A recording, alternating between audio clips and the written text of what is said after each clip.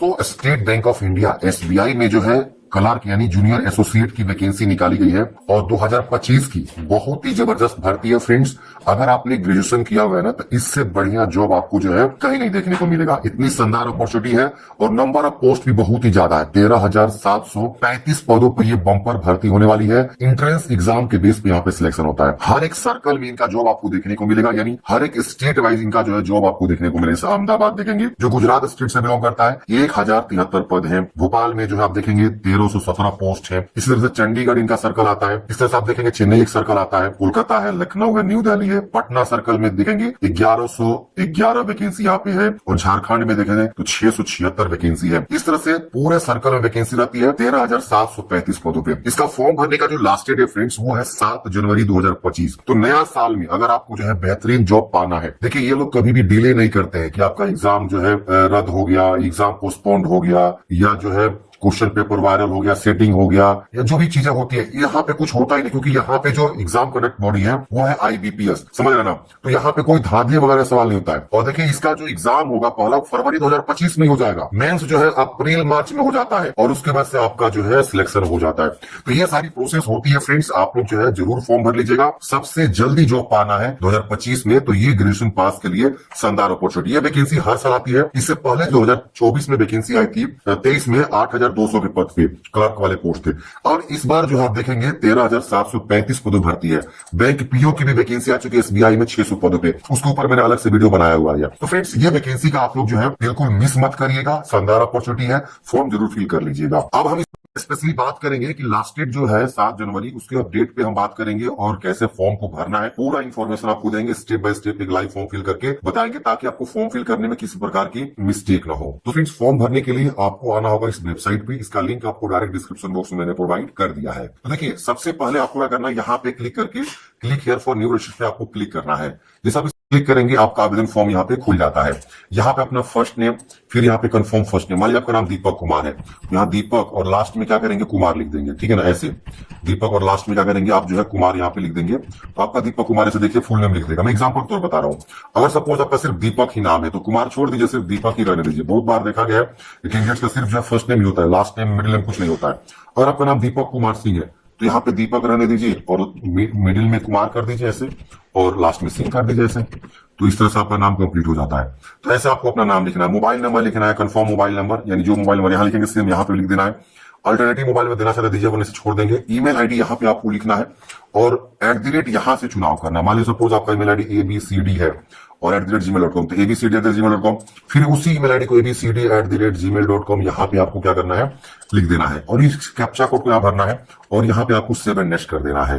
जैसे फ्रेंड्स आप 7 नेक्स्ट करेंगे, यहाँ पे आपको एक रजिस्ट्रेशन नंबर और यहाँ पे आपको एक पासवर्ड देखने को मिल जाता है। आपका जो है पहला रजिस्ट्रेशन कंप्लीट हो जाता है। अब यहाँ पे आपको फोटोग्राफ अपलोड करनी है और नीचे में आपको सिग्नेचर अपलोड करनी है। यहाँ पे आप क्लिक करेंगे तो आपको फोटोग्राफ का जो है गाइडलाइंस देखने को मिल जाएगा। इस गाइडलाइंस में आपको बताया गया कितना केबी का फोटोग्राफ होना चाहिए, कितना केबी का सिग्नेचर होना चाहिए। तो फोटोग्राफ बताया गया है 20 से 50 केबी और सिग्नेचर बोला गया फिर 10 से 20 केबी के बीच आपका जो होना चाहिए। और यहाँ पे बोला गया कि ब्लैक इंक से आपको जो व्हाइट पेपर पे आपको जो यहाँ पे क्या करना है साइन करना है। और यहाँ पे आपको पासपोर्ट साइज कलर फोटोग्राफ आपको यहाँ पे बोला गया है कि आपको अपलोड करना है। 200 बाई 230 पिक्सल में आपको जो है बताया गया है। अच्छा DPI का होना चाहिए। तो यहाँ पे आप फोटोग्राफ को चूज करेंगे, चूज करते हैं फ्रेंड्स आपका फोटो यहाँ शो करेगा। इसको कंफर्म कर लेना, फिर यहाँ पे सिग्नेचर को चूज करेंगे, सिग्नेचर यहाँ पे आपको शो करेगा और इसको डिक्लेयर कर लेना है। देखिए ध्यान रहे यहाँ पे लिखा गया कैपिटल लेटर या ब्लॉक लेटर में आपको सिग्नेचर नहीं करना है, ध्यान रहे। और जो भी आप फोटो सिग्नेचर चूज करेंगे ना, उसका फाइल नेम सिंपल होना चाहिए। जैसे कि बहुत लोग स्पेस दे देते हैं या कुछ स्पेशल कैरेक्टर यूज कर देते हैं, तो ऐसा वाला फोटो आपका अपलोड होगा ही नहीं। तो ऐसे आपको क्या करना है, चूज कर लेना है, उसकी वजह से नेक्स्ट कर देना है। जैसे फ्रेंड्स आप नेक्स्ट करेंगे, अब यहाँ पे आपको सर्कल पूछेगा कि किस सर्कल से आप फॉर्म भरना चाहते हैं। यहाँ पे देखेंगे आपको इस तरह से जो सर्कल का ऑप्शन देखने को मिलेगा। अब ये क्या है समझाते हैं आपको। देखिए जब आप नोटिफिकेशन चेक करेंगे ना, तो यहाँ पे भी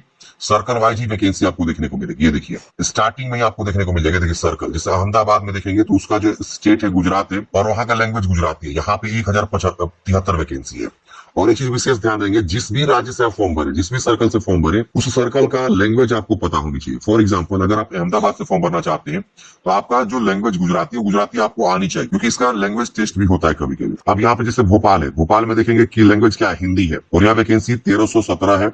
और एक जगह पे आपको देखेंगे तो 483 है। तो आप हिंदी वाले जानते हैं, आप हिंदी पता है तो आप भोपाल से फॉर्म भर सकते हैं। तो आपको सर्कल यहाँ से देखना होगा किस सर्कल में फॉर्म भरना चाहते हैं। लखनऊ, न्यू दिल्ली में देखेंगे तो 1894 वैकेंसी है, महाराष्ट्र में देखेंगे तो 1163 वैकेंसी है। लेकिन जहाँ पे आपको जो है ना मराठी लैंग्वेज आनी चाहिए, ये भी ध्यान दीजिएगा। मराठी आपको पता ही नहीं है, फॉर्म भरिएगा कोई फायदा नहीं होगा, फेल हो जाइएगा। तो आपको ध्यान देना है। न्यू दिल्ली में आप देखेंगे तो हिंदी है, जिसमें आप भर सकते हैं अगर आपको हिंदी आती है तो वहां से भरिए जहां का आपका लैंग्वेज पता है। अब जैसे यहाँ पे बिहार में देखेंगे तो हिंदी और उर्दू दोनों है, तो अगर उर्दू आती है तो उर्दू भी आप फॉर्म भर सकते हैं, कोई दिक्कत नहीं है, बिहार से भर सकते हैं। यहाँ पे झारखंड में देखेंगे तो हिंदी और संथाली है, तो हिंदी आती है तो भर सकती है, 676 पदों भरती है। तो ऐसे आपको चुनाव करना होगा कि आप किस जो है सर्कल से भरना चाहते हैं और सर्कल का लैंग्वेज आपको पता होनी चाहिए। तो ये विशेष आपको ध्यान रखना है, अपने अकॉर्डिंग यहाँ पे चुनाव कर लेना है कि आप कहाँ से फॉर्म भरना चाहते हैं, ठीक है ना।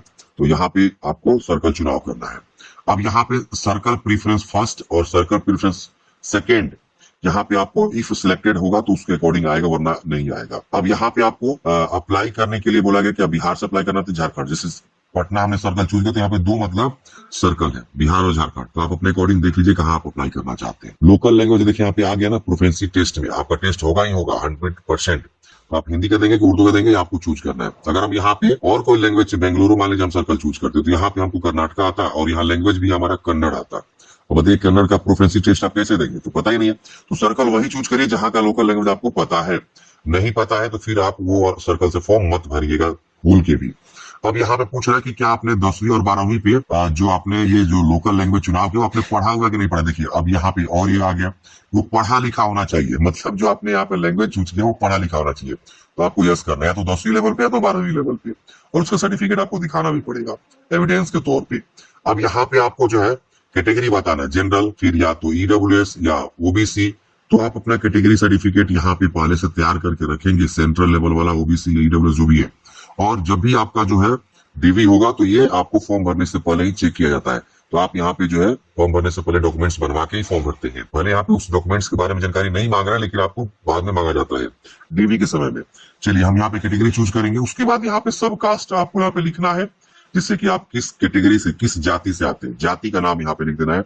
फॉर एग्जाम्पल मान लीजिए आप कोयरी है, ब्राह्मण है, भूमिहार है, चमार है, दुसाध है, ठाकुर है, जो भी आप यहाँ पे लिख देंगे। फिर यहाँ पे आपको ये वाला डिसेबल है मेरे केस में, यहाँ पे आप आर यू ट्रेंड अप्रेंटिसशिप, आप एसबीआई में अप्रेंटिसशिप किया हुआ है, देखिए यहाँ बेनिफिट मिल रहा है ना आपको। अब यहाँ आपको बताना है अप्रेंटिसशिप का जो भी ये नंबर वगैरह है।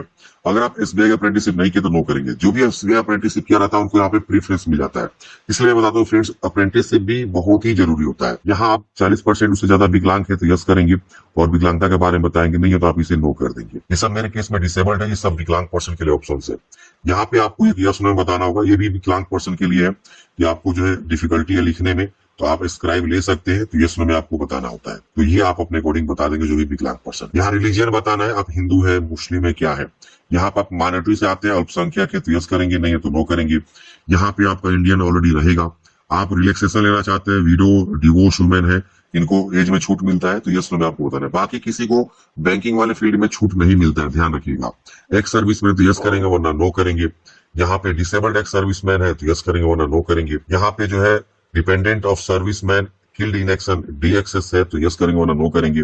यहाँ पे are you matriculate ex serviceman who have obtained Indian Army special certificate, जिसे ये देखेंगे यहाँ पे इंडियन आर्मी या नेवी एयरफोर्स से स्पेशल सर्टिफिकेट आपने ले रखा हुआ है, यस नो में आपको बताना है। तो मेरे केस में यस नो में डिसेबल्ड है। यहाँ पे अगर आप रहते तो वहां पे बताना होता।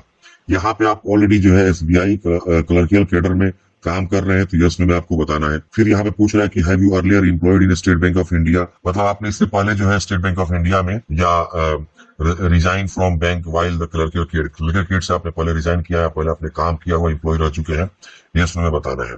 यहाँ पूछ रहा है कि do you have record of default in repayment of loan credit card dues, मतलब आपको डिफॉल्ट घोषित किया गया है लोन के रिगार्डिंग, क्रेडिट कार्ड के रिगार्डिंग, या किसी और जो है सिविल स्कोर वगैरह के बारे में, तो यह आपको नो कर देना है। फिर आप पूछ रहा है is there adverse report regarding character, आपके कैरेक्टर मोरल ट्रिब्यूट के बारे में आपसे पूछ रहा है तो आपको नो कर देना है। यहाँ पे आपको पूछा जा रहा है कि आप जो है किस राज्य में अपना जो है पहला एग्जाम जो पीटी होगा वो आप लेना चाहते हैं, तो वो राज्य चूज करेंगे। उस राज्य में आप देखेंगे तो एग्जामिनेशन सेंटर की लिस्ट आ जाएगी, जहां भी होगा वो आपको चूज कर लेना है। फिर मेंस एग्जाम आप कहाँ देना चाहते हैं उसका भी यहाँ पे राज्य आएगा, और फिर उसका आपको यहाँ पे सेंटर देखने को मिल जाएगा। तो आपको अपने अकॉर्डिंग जो चुनाव कर सकते हैं जिस भी राज्य में चाहे। तो यहाँ आपको टिक करना है और यहाँ पे आपको एक आईडी प्रूफ देना है, जैसे कि Aadhaar, PAN, voter ID card, DL, कोई भी आप दे सकते हैं। आधार कार्ड हमने चूज किया तो आधार संख्या लिखेंगे, अगर हम पैन कार्ड चूज करेंगे तो पैन संख्या लिखेंगे। यहाँ पे बोल रहा है kindly indicate medium of paper, मतलब जो प्री और मेन का एग्जाम होगा उसका जो है पेपर किस लैंग्वेज में आप देना चाहते हैं, हिंदी एंड इंग्लिश या इंग्लिश एंड उर्दू, अपने अकॉर्डिंग चुनाव करेंगे। फिर यहाँ डेट ऑफ बर्थ की चॉइस करनी है, फिर यहाँ आपको जेंडर चूज करना है, जुड़ा भाई बहन है तो यस करेंगे, और वो मेल है कि फीमेल है और उसका क्या नाम है, नहीं है तो नो करेंगे।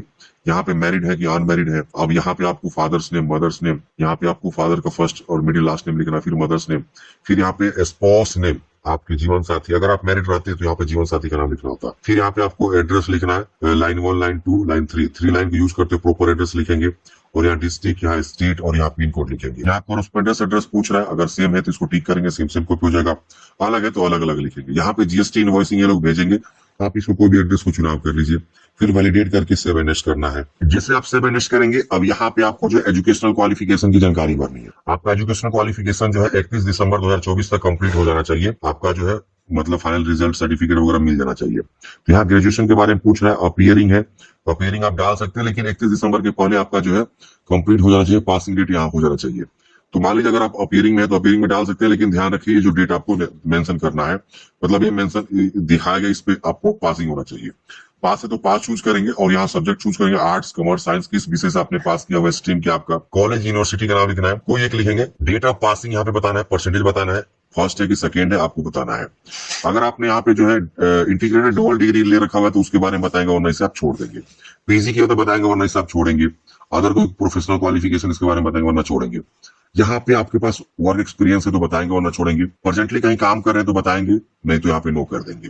यहाँ पे आपको जो है SC ST OBC ex service man को जो है, विकलांग को जो है यहाँ पे प्री एग्जाम का ट्रेनिंग मिलता है। अगर आप देना चाहते हैं इसको यस कर से, और यहाँ किस राज्य में देना चाहते हैं वहां पे आपको चुनाव कर लेना है।